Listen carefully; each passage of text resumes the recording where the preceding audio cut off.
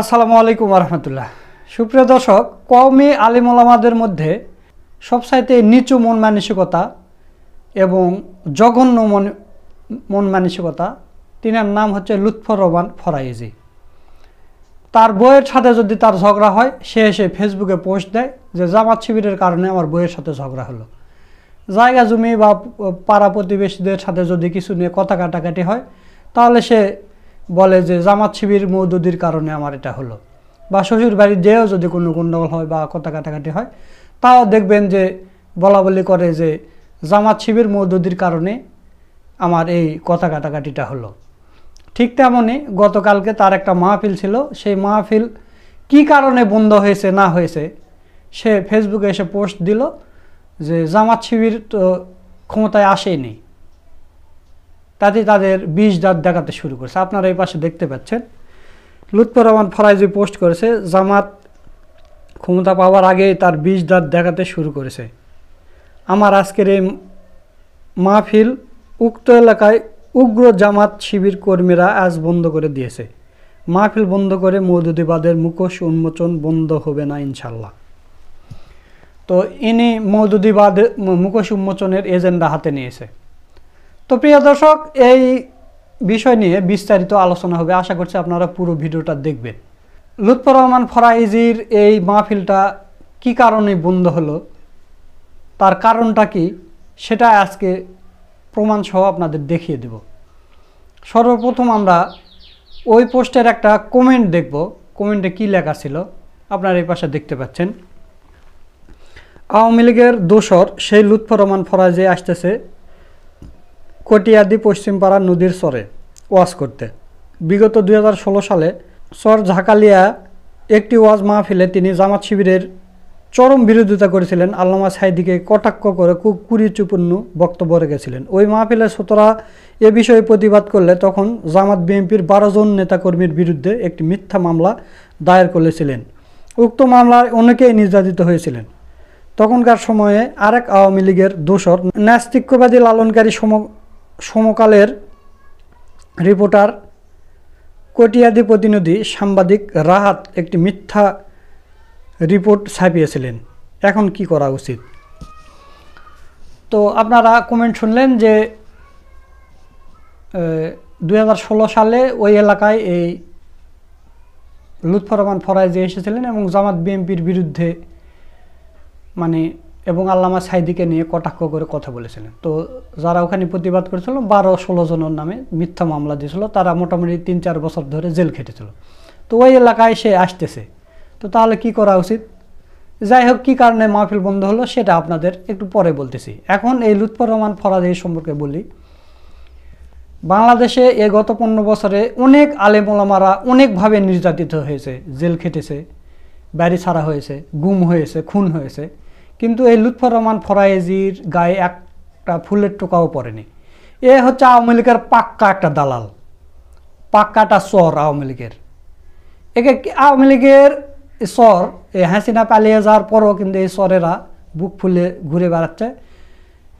গত ১৫ বছর ধরে হাসিনার দালালি করে আসছে। এর জেল জুলুম জরিমানা বা এর বিরুদ্ধে কোনো মামলা কিছুই হয়নি। সে মাহফিলে জামাত বিএনপির বিরুদ্ধে কথা বলতেছে, সাইদির বিরুদ্ধে কথা বলতেছে, সেখানে যদি প্রতিবাদ করা হয় তার নামে মামলা দেয়, তাহলে চিন্তা করেন সে কত বড় আওয়ামী লীগার ছিল।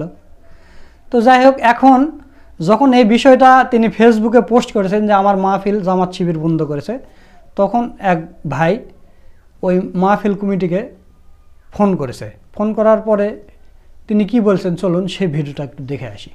আপনাদের একটা মাহফিল ছিল, এটা হচ্ছে উত্তর চরপুখিয়া জালালপুর কিশোরগঞ্জ। মাহফিলটা আজকে হওয়ার কথা ছিল, এটা কি আজকে হবে না? কোথা থেকে বলছিলেন? আমি ঢাকা যাত্রাবাড়ি থেকে বলছিলাম। মাহফিলটা হওয়ার কথা ছিল কিন্তু এটা ক্যান্সেল করে দেওয়া হয়েছে। আচ্ছা, আপনি কি এই ইমাম সাহেব বলছিলেন নাকি কর্তৃপক্ষের কেউ? ইমাম সাহেব। আচ্ছা, আপনি আল্লাহকে হাজির নাজির রেখে বলুন তো মাহফিলটা বন্ধ হওয়ার কারণ কি? জামাত শিবির? না, বড় ভাই। মাহফিলটা বন্ধ হওয়ার একমাত্র প্রধান কারণ হচ্ছে বিষয়টা আমার পাশের এলাকায় আরেকটা মাহফিল 14 তারিখ ছিল, বুঝছেন। আচ্ছা। পরে ওরা হঠাৎ করে আইয়ুব সাহেবের পায়া, আইয়ুব সাহেবের মাহফিল বাজিতপুর পাশাপাশি একটা মাহফিল পায়া, ওরা 2 তারিখে আমাদের পোস্টার ব্যানার সবকিছু করা হওয়ার পরেও তারা ওই করে দিছে, এই ওদের ডেট 2 তারিখে আইনা লাগছে। 2 তারিখে আনার পরে আমরা ওনাদের কাছে গেছি, যেরকম এরকম বিষয় আমরা সবকিছু করে লাগছি, আপনারা দেখে কি করতে পারেন। এলাকার নামটা কি? ওই এলাকার নাম হচ্ছে আপনার কটিয়াদি পৌরসভা। পৌরসভা না? আচ্ছা। জি। এখন পরে হ্যাঁ বলেন। হ্যাঁ বলেন, বলে আপনি শেষ করেন। পরে ওরা আমাদের কাছে অনেক আসা যাওয়া করছে, বলছে যে আমরা মাহফিল ছোট, ওদের মাহফিল বড়, ওদেরটাই হবে, আমাদেরটাই ক্যান্সেল হবে। পরে দেখা গেল ওদের কর্তৃপক্ষ কেউ বিএনপির নেতা, সভাপতি, সেক্রেটারি এরকম, পরে ওরা এইভাবে না পাইরে বন্ধ করতে পরে আপনার প্রশাসনের কাছে ডিসি অফিসে কাগজ জমা দিচ্ছে। বিএনপির তারা, তাই না? বিএনপির তারা। জি জি, অর্থাৎ আমার। আচ্ছা শুনেন, এখন আজকে আপনাদের যে প্রধান অতিথি ছিল উনি এইমাত্র পোস্ট করছে যে জামাত ক্ষমতা পাবার আগেই তাদের বিষ-দাঁত দেখাতে শুরু করছে, তো উনি এটাকে অপবাদ দিছে না? জি জি জি। দর্শক, আপনারা ভয়েস শুনলেন, আশা করছি পুরো বিষয়টা বুঝতে পেরেছেন। এখানে জামাত শিবিরের দোষ কোথায়? জামাত শিবির কি কোরআনের মাহফিল বন্ধ করে নাকি কোরআনের দাওয়াত দেয়? আপনারা বলেন তো। এই একটা প্রমাণ আপনারা পেলেন। আমি আর একটা প্রমাণ দেখাতে চাই আপনাদের। সেটা হলো যে আমার একটা ফ্রেন্ড লিস্টে আমার এক ফ্রেন্ড আছে, তার নাম হচ্ছে রমজান আলী। তিনি কঠোর বিএনপির লোক। যাই হোক, জামাতে ইসলামকে তিনি সব সময় নেগেটিভভাবে প্রচার করে এবং জামাতে ইসলামের বিরুদ্ধেই সবসময় তার পোস্ট থাকে। সমস্যা নেই, তিনি আমাদের ফ্রেন্ড লিস্টে আছে। তিনি একজন বিএনপি নেতা। তো তিনি পোস্ট করছে, এখানে আপনারা এই পাশে দেখতে পাচ্ছেন, এই মাহফিলটা জামাতের কর্মীরা বন্ধ করে দিয়েছে, সত্য মিথ্যা জানি না, চরপক্ষী আর কেউ থাকলে একটু বলবেন প্লিজ। অভিযোগকারী মাহফিলের প্রধান ওয়াজিং, লিঙ্ক কমেন্টে দেওয়া আছে। তো তিনি এই পোস্ট করার পরে আমি যে তার পোস্টে গিয়ে এই কমেন্ট করছি, এই ভিডিও সহ, ভাই তদন্ত করা হয়েছে। দেখেন আমি এখানে লেগেছি, ভাই তদন্ত করা হয়েছে, জামাতে ইসলামীকে নিয়ে লুৎফর রহমান ফরাজি সাহেব কর্তৃক মিথ্যা। আমি আজ দুপুর 2:49 পোস্টার দেওয়া আয়োজক কমিটির ইমামের এত নাম্বারে যোগাযোগ করে ইমাম সাকিব আল হাসান কর্তৃপক্ষ এমন কিছু বলেননি। ওই এলাকায় কাছাকাছি আরেকটি মাহফিল হওয়ায় উল্লেখিত মাহফিলটি হয়নি, অথচ সুন্নাহর একজন ফেরিওয়ালা নির্দ্বিধায় অপবাদে লিপ্ত হয়েছেন। কিছু বলার নাই, শুধু মিনতি করে আমার কলিজার মানুষগুলোকে বলবো, 17টা বছর স্বৈরাচার কর্তৃক নিবেদিত দলটির প্রতি আপনারা আর জুলুম করিয়েন না, আল্লাহ বুঝদিক, আমিন। তো এই কমেন্ট করার পরে রমজান আলী ভাই আমার কমেন্টের উত্তর দেয় যে আমি নিজে এটা তদন্ত করব, কারণ আমার বাসা ওখানে। রমজান আলী ভাই তিনি প্রবাসী, তিনি বিদেশ থাকেন।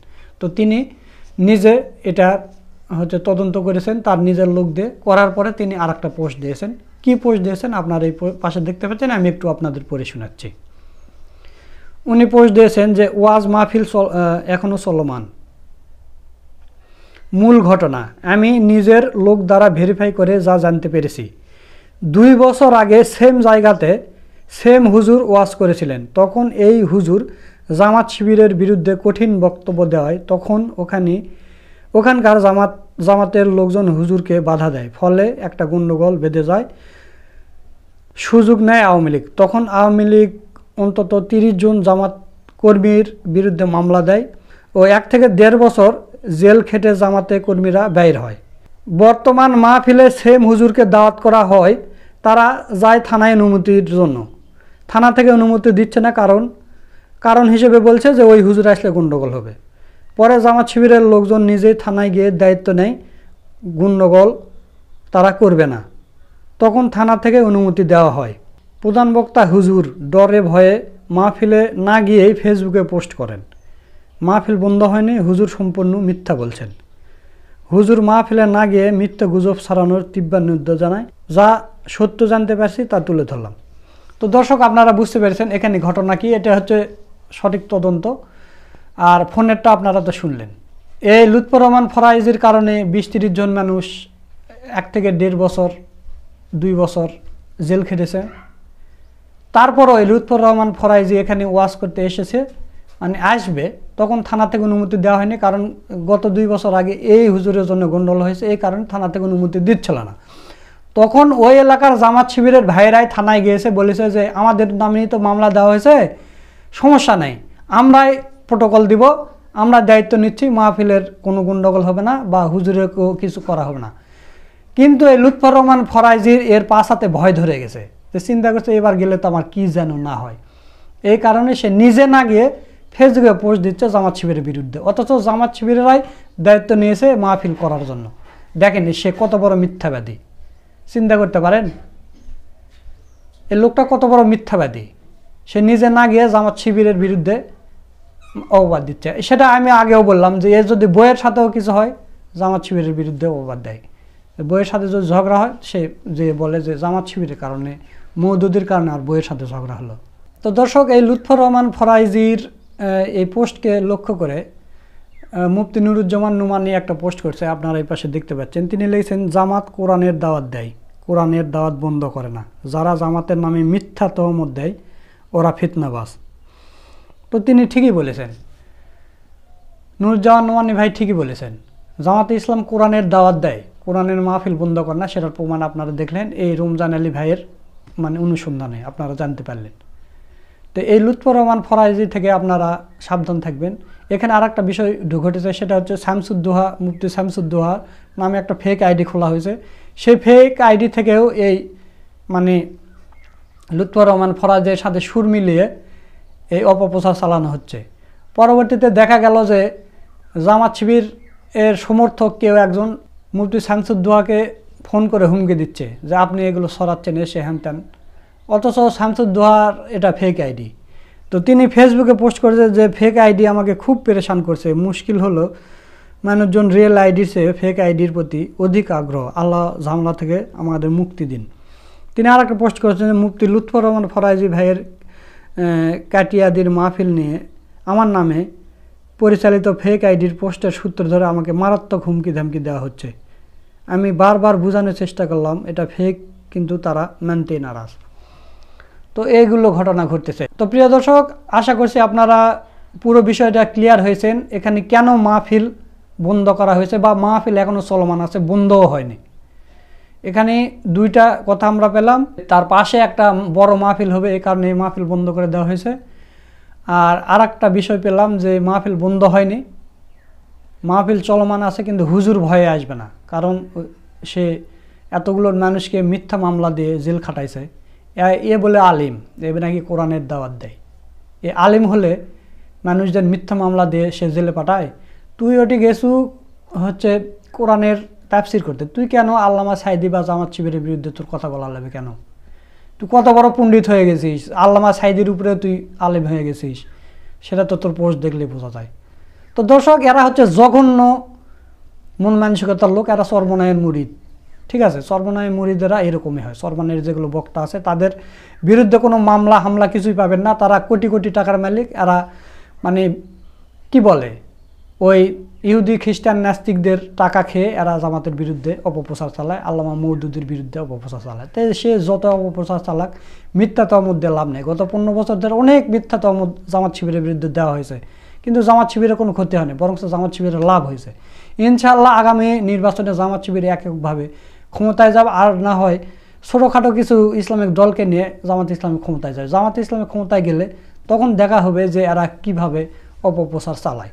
তো এই কথা বলে আজকের ভিডিও এখানে শেষ করছি। ভিডিওটা যদি ভালো লাগে অবশ্যই বেশি বেশি করে শেয়ার করবেন, যাতে করে এই লুৎফর রহমান ফরাইজির যেগুলো ফ্যান ফলোয়ার আছে এদের মুখোশ উন্মোচন হয়ে যায়। সকলকে ধন্যবাদ। আসসালামু আলাইকুম ওয়া রাহমাতুল্লাহ।